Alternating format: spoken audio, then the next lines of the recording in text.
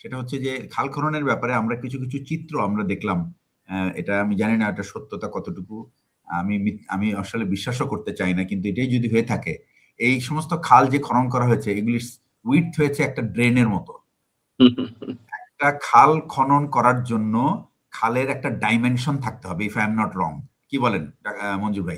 যে একটা ডাইমেনশন থাকতে হবে, this is the minimum width আপনাকে রাখতে হবে এই নাব্যতা রাখার জন্য। ওই খালটা খনন করা হচ্ছে কেন? সেখানে পানি ধরে রাখার জন্য। তো পানি ধরে রাখার জন্য যে আপনার যে সেই টেকনিক্যালিটি কি আমরা ইউজ করে কি খালটা খনন করছি, নাকি শুধু খাল খননের নামে কিছু টাকা পয়সা উড়ানোর জন্যই কাজ করছি? এটা কিন্তু এটার প্রমাণটা কিন্তু আর বেশি দিন লাগবে না, আগামী বছরই আপনি পেয়ে যাবেন যে খাল খননের জন্য কত টাকা বরাদ্দ করা হয়েছিল এবং তাতে কি খায়, এবং এরকম রিপোর্টে আপনি দেখবেন পেপার ভরে যাবে যদি সত্যিকার অর্থে খাল খনন না হয়। এই জন্য যেটা করতে হয় সেটা হচ্ছে যে আসলে এর আগে ওই রহমান খাল খনন করেছেন, আমাদেরও মানে তারেক রহমানের একটা আবেগ। এটা কিন্তু নামের জন্য জিয়াউর রহমান খাল খনন যেগুলি করেছেন সেগুলি কিন্তু সত্যিকার অর্থেই তিনি খাল খনন করে কিন্তু দেখিয়ে দিয়ে গেছে। খালি তাই না, আপনি যদি বরেন্দ্র প্রকল্পের কথা বলেন, বরেন্দ্র প্রকল্প একটা প্রকল্প যেটা জিয়াউর রহমানের সময় শুরু হয়েছিল, এবং জিয়াউর রহমান কিন্তু তখন এই যে বরেন্দ্র প্রকল্পের যে প্রধান ছিলেন ব্যারিস্টার আমিনুল হক সাহেবের ছোট ভাই, উনি কিন্তু উনার পুরো লাইফ উনি কাটিয়ে দিয়েছেন এই বরেন্দ্র প্রকল্পতে। এই বরেন্দ্র প্রকল্পের জন্যই আজকে আপনি রাজশাহীকে আপনি এত সবুজ দেখতে পান। রাজশাহী কিন্তু মরুপ্রান্তরে রূপান্তরিত হতে যাচ্ছিল, এবং এই প্রকল্পতে ওয়ার্ল্ড ব্যাংক সাহায্য দিতে চায় নাই এবং তারা ডিনাই করেছিল যে না, ইটস এ ফেইল প্রজেক্ট। কিন্তু জিয়াউর রহমান বলছে না, এই প্রজেক্ট চলতে হবে এবং এটা আমরাই ফান্ড করব যদি সম্ভব হয়, প্রয়োজন হলে দেশ ফান্ড করবে, কিন্তু ওয়ার্ল্ড ব্যাংকের কাছে পয়সা নিব না, কিন্তু বরেন্দ্র প্রকল্প চলতে হবে, কারণ এটা আমার সবুজায়ন দরকার। এবং বরেন্দ্র প্রকল্পে যদি আপনি কোনো সময় সুযোগ হয় আপনি গিয়ে দেখতে পাবেন যে বরেন্দ্র প্রকল্প কি ধরনের। এই যে আজকে যে আম্রপালির যে আপনি বিপ্লব দেখেন, যে এই যে গাছে এই যে ফলের যে বিপ্লব দেখেন, এই ফলের বিপ্লব কিন্তু আসছে এই বরেন্দ্র প্রকল্প থেকে। বরেন্দ্র প্রকল্প এটা একটা হিউজ একটা কম্বাইন কনসার্টেড প্রকল্প, হিউজ, এবং এটা পুরো নর্থ বেঙ্গলকে কিন্তু খাদ্য ভান্ডারে পরিণত করেছে।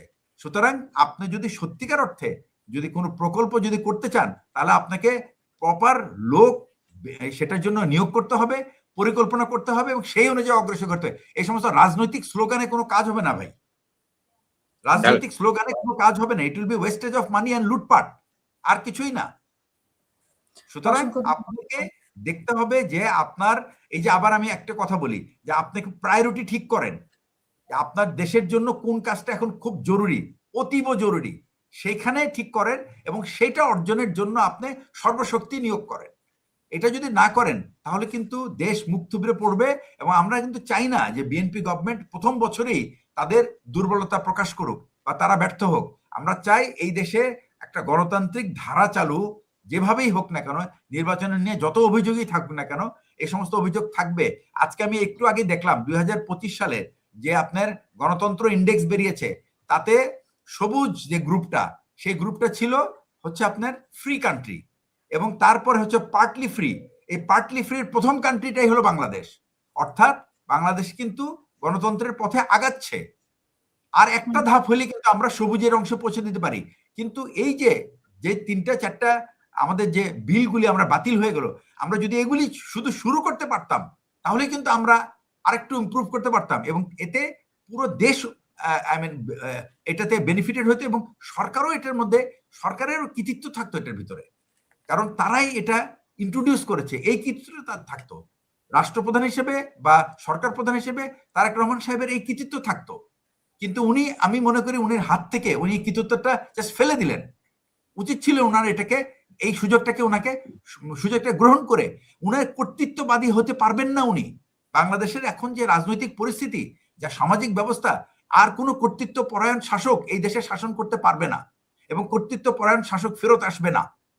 এই দেশের মানুষ আর তাদেরকে একসেপ্ট করবে না, সুযোগও দিবে না কর্তৃত্ব পরায়ণ হওয়ার।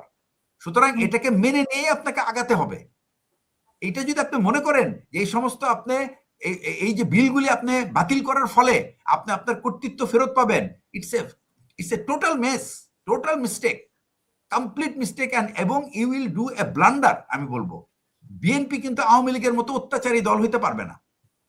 বিএনপি একটা খুবই মধ্যপন্থী দল, খুবই সহনশীল দল, এবং তারা মানুষের উপর অত্যাচার করার রেকর্ড নাই তাদের।